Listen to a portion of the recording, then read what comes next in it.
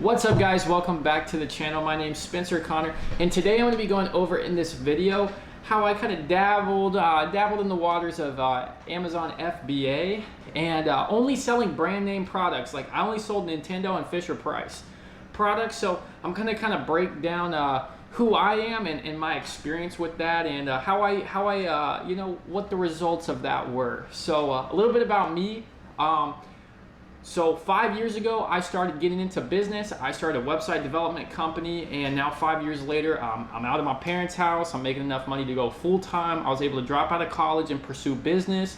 I built out you know, a repertoire of some clients and have scaled that business out. So one of my buddies a couple of years ago was telling me, hey man, you got to get in this thing called Amazon FBA. I'm like, what's up with that? Like, I've never heard of that before. And like, I've done e-commerce brands. You know, I know Facebook marketing, I know Google pay-per-click marketing, so I'm like, Amazon FBA, I've never heard of this before. And he's like, yeah, what's great about it, man, is you don't have to market individual products. You're just reselling brand name products. Essentially, imagine if you had a physical store. How would you sell, like if you wanted to start up the next Toys R Us, how would you do it? So that's essentially what Amazon FBA is you're essentially Toys R Us. You just buy in wholesale and you sell on retail. So I'm like, man, this sounds so interesting. Like, I'm down. How do you do it? And he's like, well, you got to find all these suppliers, and then you have to get brand approval, and you have to have a limited liability company and a reseller's license and all this stuff. And you have to know like tax laws for like selling in different counties and all this. I'm like, dude, this is a lot. But he starts breaking it down to me like, okay. So we slowly start going through the process and building relationships with distributors. So we get tied into a distributor on the West Coast, and my business is based in Florida, so it's all phone calls, all this stuff. So I established a relationship with them, and at the time I have some money sitting on the sidelines ready for, you know, a play. And since, you know, he's telling me this is primarily an investment-based business, I'm like, okay, this sounds good. You know, we established the relationship. My first product, so I get this tool that goes through this like order sheet that this distributor sends me of all the products they supply. And this software goes through and tells me what's a good, you know, what is a good investment. So I ended up going with a Fisher-Price kids toy, put the order in. I get $700 worth of this kids toy. And I'm like, I'm hyped. I wire the money. It gets there. Everything's good. I don't know who this guy is, so I'm a little bit worried, like, did my money just disappear? I don't know. But luckily, you know, whoever the guy I was doing business with, good businessman, you know, and sent me, you know, a sample product that came to my house.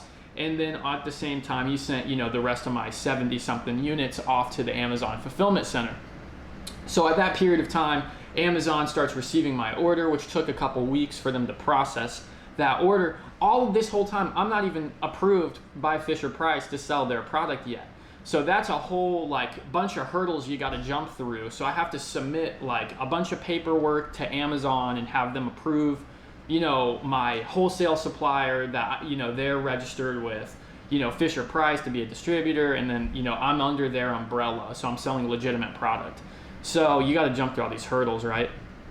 And so I get that process done, get approved by Fisher-Price to sell their products. And now I have $700 and I have 70 units-ish, you know, probably 75, somewhere in there, of this product, and it's at the warehouse. And all of a sudden, I get my listing on Amazon. It says, you are now a third-party seller of this product. I'm like, all right, sweet. Like, I'm about to make all this, I'm about to start printing money out, you know? And so I start looking at the product, and I see all these other sellers, and you can see, like, with other tools I have, like, how much inventory they have, and then I can calculate the sales rate of a product.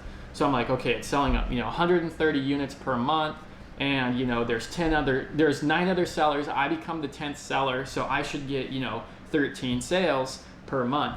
Next thing I know, I look at the product, a price war breaks out, and the price that I originally was selling it for is like $30 per unit. All of a sudden, the price just starts crashing, and next thing I know, it's selling for like $12, which is like over the price that I paid per unit to get it shipped there. And on top of that, since it was my first time, I order the biggest Fisher-Price product they have, essentially. Like, not really, but like this product was huge. It was a cubic foot, and it weighed like 13 pounds or something per unit, and I got 70 of them. So it's taken, at this point, the price has crashed to $13. I've had my inventory in Amazon for like a month now, And then Amazon starts billing me for storage fees because I am taking up a bunch of warehouse space. So I'm losing like $70 on top of my $40 I pay to be an Amazon seller. So I'm like, dang, I'm taking a bunch of losses. Like I was expecting to make 20-30% on $700 in a month, not lose, you know, another $100 and something on top of, you know, I'm not selling any products and I got $700 trapped in there and I'm losing more money on top of that. I was like, man, so I decided to liquidate that investment and just call it, it just didn't work out, essentially. So I wrote off that product, dropped the price to the lowest price, sold out all of my inventory. I think I made like $20 back on that $700. So I lost everything. So then I went back to the drawing board and was like, okay, maybe kids' toys aren't the best thing because they're larger, they weigh, you know, and the volume like not in Q4 like isn't super good. So I was like, I mean, it's pretty decent, but it's not, you know, it's not the greatest. So I was like, okay, well, video games are small products, they don't weigh much, and they have a high value, and they sell like crazy. So I'm like, okay, I'll dabble in that. And it was a recommendation by one of my buddies. So then this is where like the difficulty of Amazon selling brand name products kind of comes in. Is I decided like, okay, after watching one of my buddies succeed, he was making like 10, 15K a month doing it. I was like, okay, so I need to sit down and figure out, you know, what my course of action is. So I decided, okay, I'm gonna make a move on two kinds of DS games. So I decided to go in on Nintendo. I put in an order for like, it was roughly like 2K. And I put all this money in, I put in my order, the product ships, and now I have to go through the Nintendo brand approval process.